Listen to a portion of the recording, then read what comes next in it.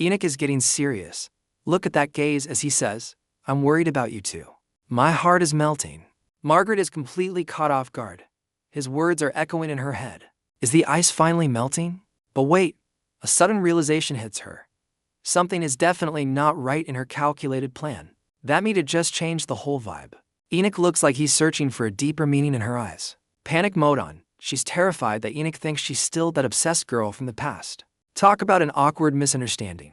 Internal screaming. Margaret is struggling to keep her cool, while Enoch is out here looking like a whole snack. She admits he's been a total gentleman. Living together on this island has definitely softened her heart. But is it love? Or just mild affection? She's trying so hard to friendzone the crown prince. The ultimate friendzone move. It's only natural to care after living together. Ouch. That's gotta hurt Enoch. Enoch is not having it. He's like, "Margaret, that's not what I meant at all." The tension is peaking, guys. Margaret interrupts with a serious face. She's trying to steer the conversation back to safety. She argues that trivial feelings are a luxury they can't afford on this island. Logic over love, right? She suggests they should hold back a bit. Oh, Margaret, you're playing with fire here. Look at Enoch's eyes. That intense gaze says he's definitely not planning on holding back. The tension is real. Just look at his hand clenching. He's reaching his limit with her excuses. Margaret senses the danger. She's literally shrinking away from the overwhelming aura he's emitting. She thinks she nailed the answer. Time to retreat, she says to herself. But Enoch has other plans. Suddenly, shock. Enoch moves in faster than she can blink. Her heart is definitely skipping a beat. The moment we all waited for. Enoch gets dangerously close. Would I be acting like this right now? He whispers, ripped to all the viewers' hearts. Margaret is completely speechless. What did he just say? The crown prince just dropped a major truth bomb. Look at this dramatic shot. Enoch is literally on his knees, and the atmosphere is heavy with unspoken words. Margaret is shook. She thought he'd back off after a clear rejection. But Enoch is being way more headstrong than she imagined. She's literally clutching her dress, trying to stay rational, survival first, romance later. She tells herself, she's bringing up the past. Margaret reminds him, "You said there's no way you develop feelings for me." Ouch. Talk about a reality check. She's not holding back. "You told me not to hold on to false hopes." She's using his own words against him. She argues that progressing further will only make things annoying for both of them. Is she really trying to kill the mood right now? The ultimate rejection. So how about we stop here? Margaret is trying to end this before it even starts. My heart is breaking for Enoch. Silence. Then, Enoch lowers his head. The proud crown prince is looking completely defeated right now. Margaret is stunned. She didn't expect this reaction at all. The tension is so thick you could cut it with a knife. Margaret is feeling the guilt. She didn't expect Enoch to take her words so hard. Is she the villain now? It feels so unfair. Talk about a backfire. Her own cold logic is stabbing her conscience. She's only giving back what he once gave her, but it still hurts. Time for a reality check. Margaret breaks the silence with a powerful statement. Enoch, I want to live. The survival instinct is kicking in. She's trying to set boundaries again. Let's focus only on staying alive. It's a pragmatic move to escape the romantic tension. The proximity is insane. We can deal with everything else later. Is that a promise for the future? Or just a delay tactic? We're all holding our breath. Enoch finally gives in. That simple "all right" carries so much weight. He's respecting her wish, even if it's killing him inside. Look at this gorgeous sunset. It's the perfect backdrop for Enoch as he suppresses his surging emotions. The man is a true soldier of love. The cave is officially too small for this much awkwardness. Margaret needs some air to clear her head. The chibi art here is just too relatable. Wait, who is that? Margaret spots a mysterious figure in the distance. The peace and quiet didn't last long. A wild Kaiden appears just when things were settled with Enoch. Another male lead enters the scene. The island drama is about to level up. Margaret feels a pang of guilt. Kaiden has been searching high and low for her in this massive forest. She finally breaks the silence. "Sorry for making you worry," she says. A rare moment of vulnerability for RFL. Kaiden's smile is just, chef's kiss. As long as you're safe, it's fine. He's being such a gentleman. Or is he? Flashback time. Kaiden describes the chaos. The crown prince was literally losing his mind with separation anxiety. Kaiden calls it quite the spectacle. He's low-key enjoying Enoch's misery. The jealousy is real. Guys, the bombshell. Kaiden drops the truth. I ended up overhearing everything you said inside. My jaw just hit the floor.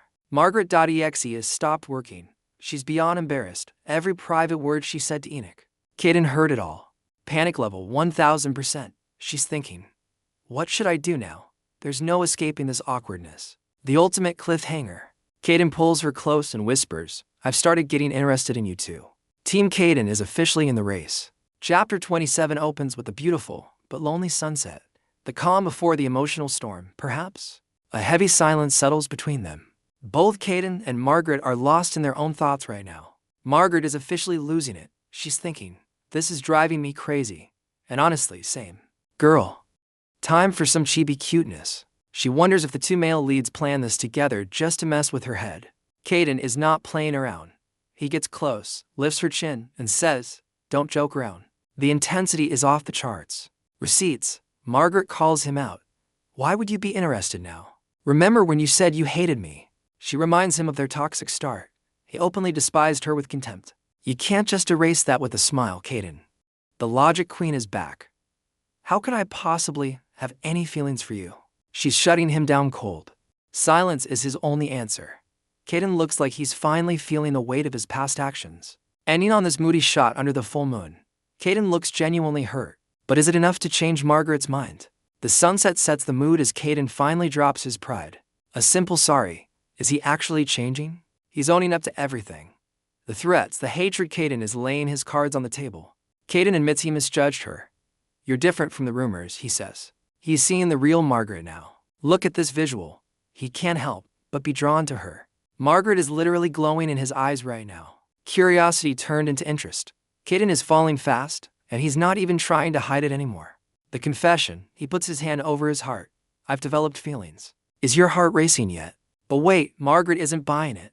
It doesn't feel sincere, she thinks. Once a red flag. Always a red flag? The ultimate rebuff. Margaret shuts him down cold. Just look at Kaiden breaking a sweat. He's in trouble. Wait, did you see that? Margaret's sharp eyes caught something. Kaiden's earring is actually broken. She's not just a survivalist, she's a detective. I know those earrings help you control your emotions, right? She's reading him like a book. Kaiden is absolutely stunned. The look on his face says it all. How did this girl find out his deepest secret? He's shook. How do you know that? But Margaret just drops another bomb. She knows the person who made them. Mic drop. She explains that without that magic power, his emotions are basically running wild. He's completely vulnerable right now. The Savage Queen is back. She claims he's only acting interested because he's losing control. Talk about a cold reality check. She thinks she's given him enough hints to back off. Margaret is literally playing for D chess with these male leads. But here's the catch: she knows the original plot. Everything changes once the real heroine. You want a Lucy, or Ives. A lonely shot under the moonlight. The gap between them feels wider than ever after that conversation. Ending the drama for tonight, Margaret is just exhausted. I should go get some sleep, she says. Good night, heartbreaker. Kaiden is not letting her go that easily. He literally grabs her arm, stopping her in her tracks. The tension is back. He admits it's absurd. At least he has some self-awareness, right? But he's still got that confident smirk on his face. He's doubling down, whatever the reason for my interest. He's being incredibly bold about his feelings right now. The audacity. He tells her his feelings are his to decide. This man is the definition of a red flag charmer, isn't he? He just kissed her hand, and then calls her presumptuous? The psychological warfare is on another level with this prince. Margaret.exe has stopped working. That chibi face perfectly captures how we're all feeling right now. Pure shock. She snatches her hand back. You're selfish. Preach, girl. She's not falling for his Prince Charming act one bit. And he just laughs. I know, he says with that $1 million smile. He's actually enjoying being called out. She's out of there. Kaiden is just waving bye-bye like he didn't just cause a whole heart attack. What a menace. Poor Margaret. Dealing with Enoch was already a full-time job. And now she has Kaiden as another burden. The struggle is real. Margaret is officially exhausted. Dealing with Enoch was a full-time job. And now Kaiden is adding to the burden. Double the trouble, double the headache. Enoch is left standing there, completely speechless. The atmosphere is heavy with everything that's been left unsaid. But those memories won't leave her alone. Kaiden's bold words and that shocking hand kiss are echoing in her mind. She's caught off guard. Why are Kaiden's words suddenly coming to mind? Is the red flag prince actually starting to sway her heart? Direct confrontation. Margaret asked if he overheard her and Kaiden. Enoch's answer: a firm and cold no. But can we really trust him? They walk past each other, but the tension is thick enough to cut with a knife. The distance between them feels wider than ever. She's finally said everything she needed to say. No more secrets, no more hiding. Margaret is ready to close this chapter once and for all. A final, chilling warning. Don't regret your words today after you meet the real heroine. The stage is set for you on Lucy's arrival, and things are about to get crazy. Fast forward, for days have passed on the island. We see Enoch and Kaiden keeping the campfire going as the sun sets. Margaret finally joins them, but the atmosphere is a bit heavy. Enoch is always on high alert when it comes to her.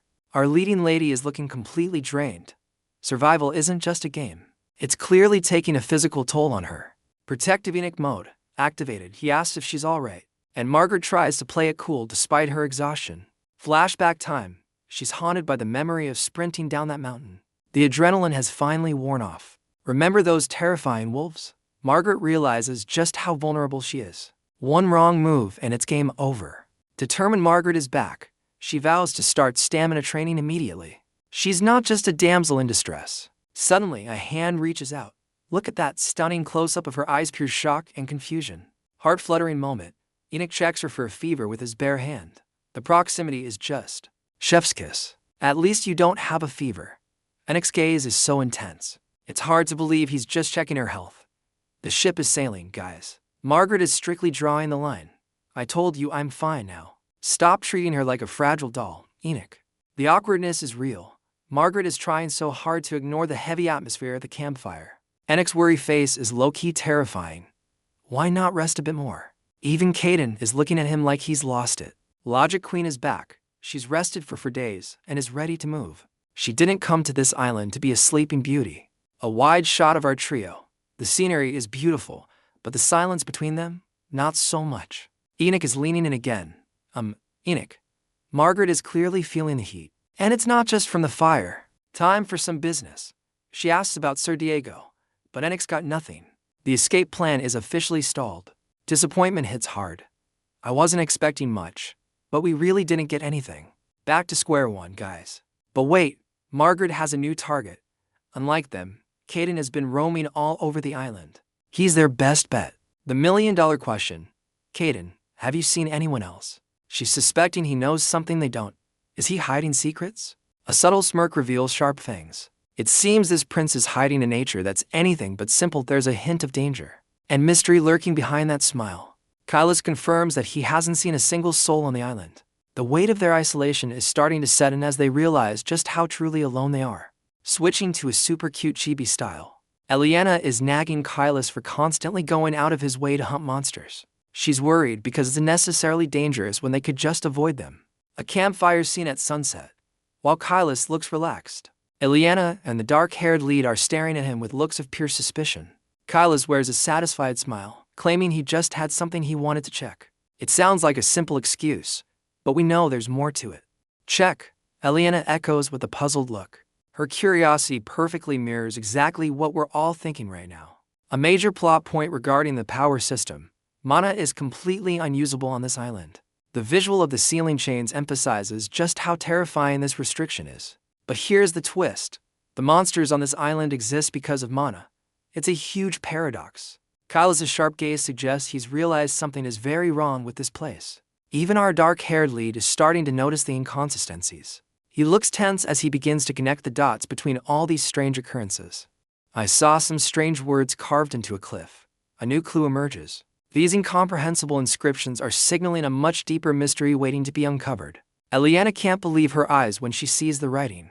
Her expression says that all this is a massive clue, and it likely connects back to the world she came from. A close-up of the word Alea carved into the cliffside. Is it a name, a code? Seeing Latin characters in this world is an absolute game-changer. Kailas drops another bombshell. I saw that too. It was engraved on the monsters' bodies as well. The mystery deepens. It's like everything on this island has been marked. Alea stands there, frozen. The writing on the cliffs, the marks on the monsters, it all matches. It's as if someone or something is running this island like a twisted laboratory. And there's one more thing. Alea reaches for something hidden away. The story is about to take a very interesting turn. She explains that she picked it up a few days ago while coming back from the mountain. The curiosity of the male leads and ours is hitting an all-time high right now. A close-up of Kailas' eyes. He has absolutely no idea what Alea is holding. You can see the pure shock reflected in his sharp gaze. Surprise! Alea pulls out a bright red flare gun. She confesses that the explosion in the sky from before, yeah, that was her doing. Using this very tool. Look at their faces, they're completely stunned. They can't wrap their heads around how a fragile girl could cause such a massive blast. With such a strange, tiny object. Chibi Alea gives a guilty little smile. She claims she wasn't trying to hide it. She just forgot to mention it because so much was happening. Talk about a relatable, yet ridiculous excuse. Alea explains that she was just fiddling with it. She had no clue this little device could shoot out such powerful sparks. The male leads ask, "Is this a magic tool?" Alea plays it cool and acts innocent, claiming even she isn't sure about its origins. Kailas examines the gun closely. At first, he notes that it doesn't look like a magic tool, but rather a modern object repurposed for something else. Chibi Alea is starting to sweat. She tells herself that if she knows too much about something this world has never seen, it'll be suspicious. Better to keep quiet. But then, Kailas suddenly changes his mind after spotting something strange. He exclaims, this. It does seem like a magic tool. Kailas' surprised expression as he uncovers the truth. The whole group is stunned by the possibility that something with no mana could be a magic tool. Kailas points out the tiny magic formulas engraved on the gun. He explains that mana has been condensed into it. Alea acts shocked. That's a magic formula. Chibi Alea nods to herself. She finally gets why the gun worked without real ammo. But she knows that's still not the most important part. Once again, the name Alea engraved on the gun appears, shrouded in mystery. It's the key that connects everything together. Alea uses her knowledge of Eastern languages as a cover. She claims that while others see code, to her, it sounds like a person's name. Alea speculates that Alea might actually be the name of the person who owned this tool. That mysterious hooded silhouette appearing in the background. Yeah, it's definitely signaling that a new player is about to enter the game. The truth is finally being acknowledged. Looking at the serious expressions on the male leads' faces, it's clear they're now certain they weren't the first ones here. This island mystery just evolved from a survival trek into something much deeper. The forest at twilight looks absolutely haunting. The suggestion that they might still be living here instantly shifts the mood. Suddenly, every rustle in the bushes feels like someone or something is watching them. Talk about a massive cliffhanger to end the chapter. If the owner of this tool is still alive, there's a huge chance they're the mastermind behind the kidnapping. This sets the stage perfectly for the chaos coming in the next chapter.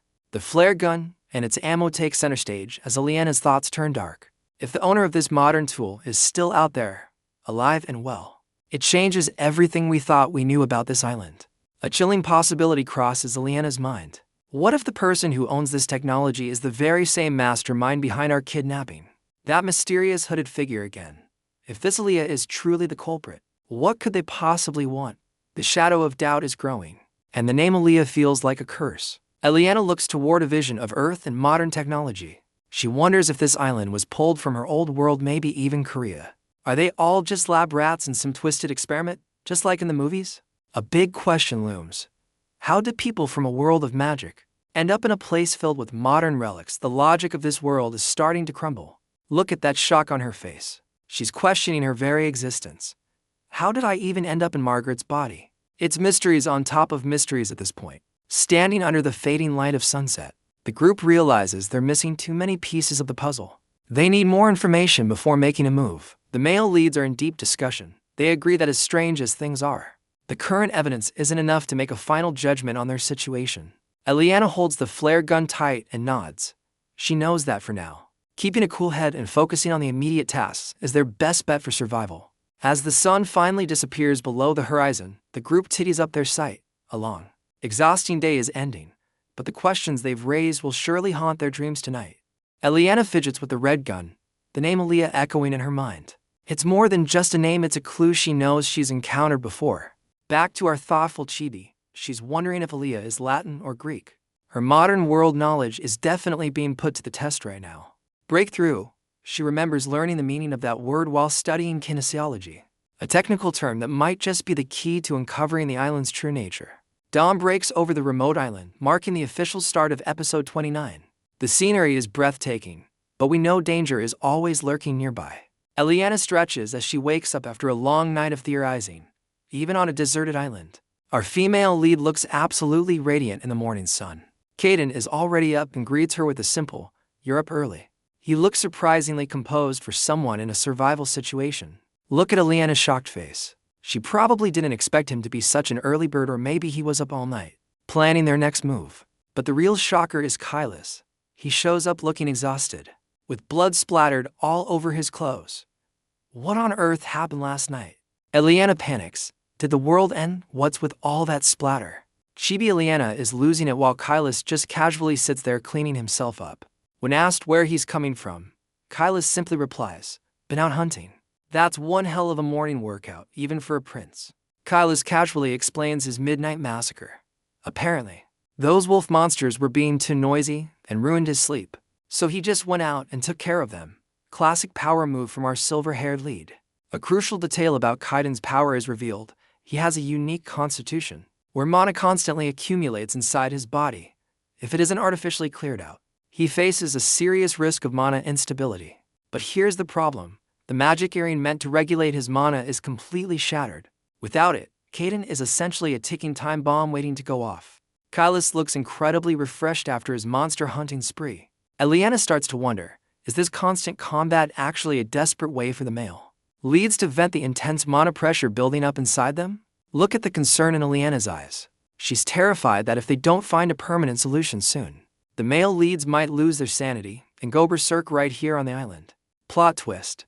Alea suddenly remembers that this world was originally a high-heat, R-rated romance novel, and the plot is about to take a turn she really isn't prepared for. In the original story, the protagonist you want to solve their mana problems through, let's just say, very intimate methods. These steamy flashbacks are definitely making Alea more than a little flustered. Chibi Alea is screaming internally, but that's not something I can do. She is absolutely determined not to follow the original novel's spicy script. Our lead is having a total mental breakdown. She's hiding her face in pure embarrassment, trying to figure out how to save their lives without compromising her own boundaries. Alea is deep in thought. If clearing the mana pots is the only solution, she needs to find a much more innocent way to help them. It looks like her medical knowledge is about to be put to an entirely different kind of test. Margaret suddenly recalls a crucial detail from her past memories. She realizes there might be another way to handle the mana issue, one that doesn't involve following the original novel's spicy script. A flashback to a lesson with Margaret's magic tutor. He explains that using mana is as natural as breathing, and constantly training one's core is the only way to truly master it. The tutor notes that Margaret already possesses a vast amount of mana. If she focuses on building up her physical stamina, her magical growth will be unstoppable. It clicks. Margaret connects the dots. Building physical stamina is the secret to making mana control much easier and more stable. She reasons that if the male leads engage in high-intensity labor like monster hunting, and learn to regulate their mana flow properly, the risk of going mad will significantly decrease. Noticing Margaret's intense, serious gaze, Kaiden flashes a charming smirk and asks, "Why are you staring at me like that? Did you fall for me?" Kaiden's ego is through the roof. Chibi Margaret has to shut him down instantly with the most hilarious not-a-chance expression. To avoid the awkwardness, Margaret quickly shifts the subject. She points out that Kaiden seems to have fully recovered his strength after his recent, bloody hunting spree. She asks Kaiden for a very productive favor, starting the campfire, while Enoch is out gathering more food for the group. Carrying a massive bundle of wood, Margaret asks Kaiden to keep the fire going until Enoch returns. It's a clever way to test her theory about physical labor stabilizing mana. Margaret is definitely up to something. She's planning to put Kaiden to work to help him stabilize his mana flow. Look at his totally confused face. He's a prince, and he's just been tasked with starting a fire. Meanwhile, Margaret is smirking to herself. Strictly following the rule, he who does not work shall not eat. Kaiden is completely frozen, looking totally lost. It seems being assigned a common task like starting a fire is a bit of a culture shock for our prince here. Margaret is just as surprised. She's thinking, does he really not know how to start a fire? It's a basic survival skill that this great Tower Master apparently never had to learn. Talk about an awkward situation. Margaret just stands there watching Kaiden, who's sitting with the firewood looking completely clueless. The silence between them is loud. Margaret tries to comfort him so he doesn't feel discouraged. Don't worry too much. Maybe you just haven't learned the right way yet. She's honestly such a patient teacher.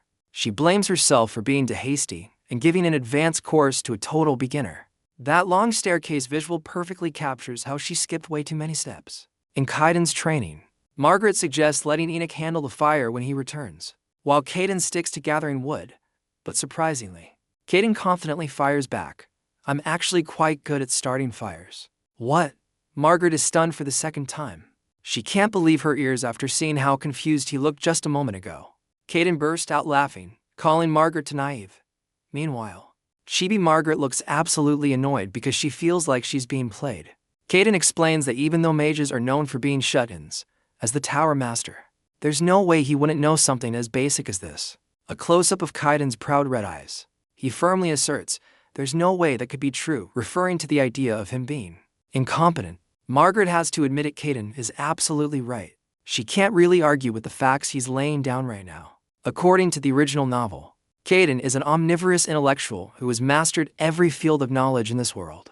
We're talking about a literal once-in-a-generation genius here. For someone like him, not knowing how to start a fire would be completely ridiculous. Just look at that powerful aura. He's more than capable of handling basic survival tasks. But here's the kicker. Kaiden casually says it's too annoying, so he'd rather just go gather firewood instead. This selective laziness is clearly ticking off our chibi Margaret. Margaret finally gives in. Fine. Please do. She decides to take the lead and go hunting for dinner, leaving Kaiden in total shock. Wait, hunting? Margaret clarifies that she's just going to catch some fish. With that spear in hand and a look of pure determination, she's looking like a total boss right now. Kaiden shouts stop and tells her to wait a second. It's like he can't process the madness that's about to happen. Kaiden mocks her. Of all people, Margaret Roseflone is going fish hunting with a spear. He's literally questioning if she's even a noble lady anymore. Kaiden explains that it's not about the hunting itself. It's the fact that a high-ranking noble lady shouldn't be stabbing fish with a spear like that. Margaret thinks to herself, true, no real noble would hunt fish. But she knows when survival is on the line, pride and titles have to take a backseat. Margaret is officially over the fish diet. She's complaining that there are no other animals around to hunt, so she's stuck with whatever the ocean provides. Survival mode is kicking in. Margaret realizes it's time to move their shelter. Food resources are running low, and you can't live on fish and coconuts forever. Suddenly, a coconut rolls right up to them, catching Margaret and Kaiden completely off guard. This unexpected visitor is the first sign that things are about to get messy. Enter Enoch, and he looks absolutely furious. While Margaret is confused by the coconut, Enoch is clearly focused on something or someone else. Enoch is losing it. Look at that rage. He growls. I definitely tied him up. His protective and very jealous side is officially coming out to play. Margaret is totally lost. What do you mean, tied up? Meanwhile, our silver-haired troublemaker is lurking in the back with a very smug, provocative look. The tension is electric literally. Sparks are flying between Enoch and the prince. Poor Margaret is just standing there, caught in the crossfire of this alpha male standoff. Enoch's eyes are glowing with pure territorial rage. He drops a heavy warning. I told you not to hang around, Margaret. Someone's in big trouble. Our silver-haired lead just smirks, complaining that he's being treated like a germ. He's even bringing up how friendly they were just last night by the campfire. Talk about adding fuel to the fire. Margaret has to step in before blood is spilled. She shouts, Enoch, don't tie him up again. She's basically the only thing keeping this group from tearing each other apart. Margaret steps in to stop Enoch from causing a scene. She firmly states she has a task for Kaiden. But our silver-haired prince is still trying to play hard to get, asking if he really has to do it. Margaret drops the ultimate survival rule. No work, no food. Look at that instant 180-degree turn. Suddenly, Kaiden is the most motivated firewood gatherer on the island. Margaret sets the quota. Enough wood for tonight's dinner and tomorrow's breakfast. Chibi Kaiden is literally hopping away with joy. Hunger is definitely a powerful motivator for a prince. Margaret breathes a huge sigh of relief. She managed to avoid a fight. But look at poor Enoch in the background. He still looks pretty stressed out by the whole situation.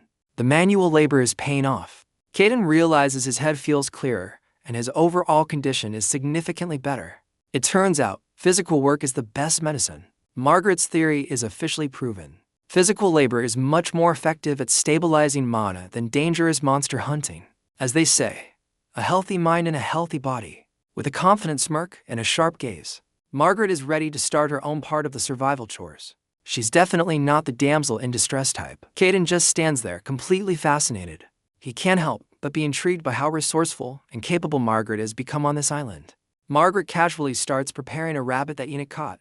Kaiden is stunned. Yes, you can do this kind of thing too. Her survival skills are truly top tier. Kaiden offers a hand, but Margaret is a total pro. She politely declines and sends him off to help Enoch with the mule instead. She's definitely the boss of this camp. Arth is starting to get suspicious, and he's not holding back his thoughts on Margaret. The interrogation begins. Arth asks if she's an imposter because her personality has flipped. But Kaiden jumps in, claiming Arth just doesn't know her well enough. Kaiden is clearly enjoying this. He tells Arth that after living together, it's obvious Margaret isn't just your ordinary noble lady. Kaiden drops a bombshell about her true self, leaving Margaret in a total chibi panic. She's like, wait, what is he even talking about? Kaiden being weird as expected. But now even Enoch is looking at her with a strange sense of pride. The vibes are shifting. Arth is relentless. He demands to know her true identity, leaving our poor female lead completely speechless. Look at this intense close-up. Arth is dead serious about getting an answer right now. Internal panic mode activated. Margaret is sweating bullets trying to figure out a safe answer. Her secret identity. Basically Bear Grylls in a dress. She quickly shoos Arth away to help Enoch just to escape the awkwardness. Arth walks away pouting like a child, leaving Margaret to finally catch her breath. Crisis averted. For now. Margaret notes that compared to the original novel, this version of Kaiden is actually quite cooperative. Talk about a lucky change. In the original story, Kaiden was a total outsider who refused to mingle with anyone, even the heroine. He was the definition of a lone wolf. Lest we forget, Kaiden and Enoch were actually the ones who despised the original Margaret the most. But look at them now. Both of these powerful men are suddenly playing on her team. Margaret can't help but wonder what changed. This close-up shows her deep in thought. She ends the chapter with a simple wish, that things continue to stay this favorable. But on this island, peace never lasts long.